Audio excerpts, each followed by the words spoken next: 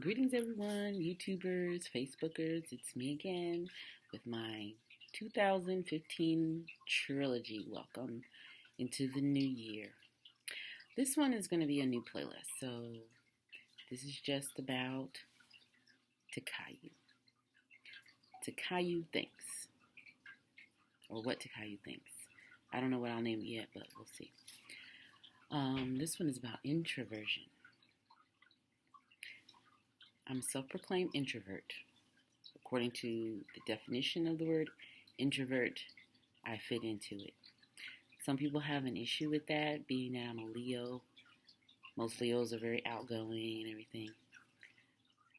I'm social, but I need lots and lots of downtime. Let me do a quick recap. For those of you who don't know what introvert and extrovert is, we all have different degrees of both. Extroverts are those of us who get energy and charged up by socializing and being out and about.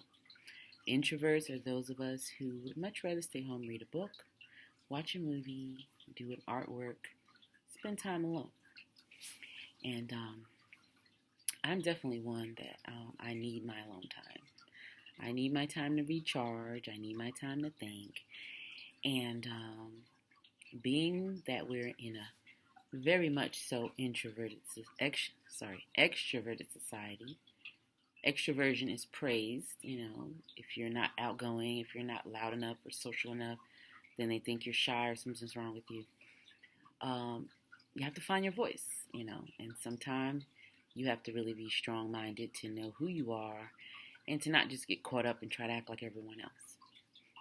And I have a few tips that may help you to balance out your introversion and how to balance out your social life and how to deal with your family members and your activities and things, because it can become overwhelming, the large demand of everything that needs to be done day to day, especially when people keep asking, oh, can you do this, can you do that, or here, let's go here, go there, and sometimes you're like, I need a minute, okay. So with that, number one, plan ahead. Don't allow someone to just sporadically force upon you an activity that you're not prepared to do, ready to do, or psychologically wanting to do. Plan ahead, if there's anything that you need to do, or that even if you're asked to do, try to see if you can incorporate it into your schedule where it works for you, at the best timing. Like, I'm a night person. A lot of times I'll schedule things after 2 o'clock. Before 2 o'clock, I'm most of the time no good. Because I work at night, and I'm a night bird. So whatever you want to call it. Night owl, night hawk. I'm a night person. Even as now, you can bet it's sometime in the middle of the night when you all are probably sleeping. But I schedule most things, going out, find which stores stay open later. Of course, Walmart's a favorite of mine because I can always show up in the middle of the night when it's the best, quietest time, less people. You can go do what you need to do without feeling overwhelmed by crowds or whatever. Even though there's times where I don't mind a crowd, but it's always fun to shop where it's just, not too many people. So plan ahead. Find the places that stay open later. Find the places. Oh, another thing I do too, when you plan ahead, find the times when it's the least amount of people in the place. Like the post office. There's a nice little post office where I live. It's a small one, and I know it's never crowded. So I go there because I can't stand lines. If I have to, I'll do it, but I try to avoid it. I try to find places where I can just get in and get out and not so much hassle. So plan ahead, know your environment, know your local stores, and just plan ahead as much as you can, even though you can't always plan ahead. 2, caller ID is a heaven sent. Caller ID. Screen your calls. I know nowadays everyone has a cell phone. If you don't immediately, in 3.2 seconds, pick up the cell phone, they're going to think that you have been tragically hit by a car. But there is a caller ID for a reason. pause. I'm still here. My computer just keeps going to sleep on me.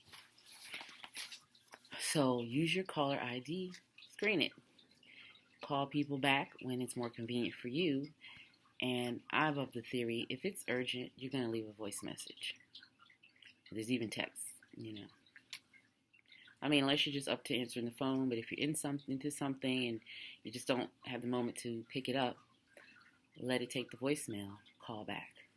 Always make it a point to call back, but sometimes I don't answer right away. 3, checklists. Sometimes being introvert, you can get overwhelmed with a lot of to-dos. Oh, I got to do this, do that, all in one day, and then you're like, oh my God, there's so much stuff. I make it a point to write a daily checklist. If I get 3 things done on that checklist every day, guess what? I made accomplishments. It's better than just not doing anything. So write your checklist, and if it's something you didn't finish, bump that thing to the next day. 4, assess your energy level. I make a mental note of my energy level. So you just imagine a little scale from 1 to 10. And if my energy level is below the 5 mark, I don't go out. So if it's like a 4 or a 3 and you don't feel like you have enough energy to socialize or deal with people, and if you have the luxury to avoid it, don't do it. Try to socialize and go out when your energy level is like 8, 9, 10, or anything above 5, where you have the energy to deal with people and socialize and all that stuff. 5, increase activities that give you more energy. If you just love to paint, schedule more painting into your day-to-day living. If you just love doing yoga, schedule more time of that. The more time you do activities that give you energy, the more your energy level will go up. And 6, schedule moment to reset. Yeah, that's important. Similar to doing things you enjoy, but not so much, meaning schedule a moment to reset. Say you're working or whatever you need to do. Find little blocks of time to reset yourself. Now, if you're working, it could be in your lunch break. A lot of people like to all eat together at lunch. Sometimes I just go off and reset. You may want to go off and take 30 minutes and read that favorite book that gives you that little energy boost. That's an excellent way to reset. Or whatever it is, take your walk, just get away, clear your head. Schedule your reset moments. Some people may not understand it. They feel like, oh, why aren't you socializing? But what's important is your health, your mind, your sanity, your balancement.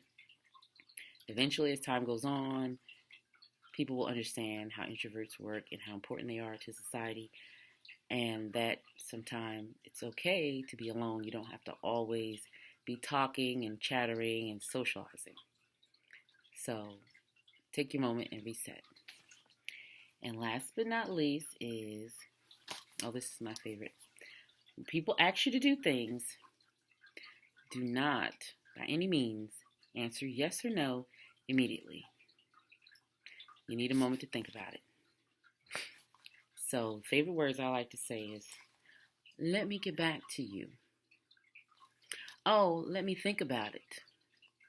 Don't give an open and shut answer, oh, sure, or you no. Be like, let me get back to you.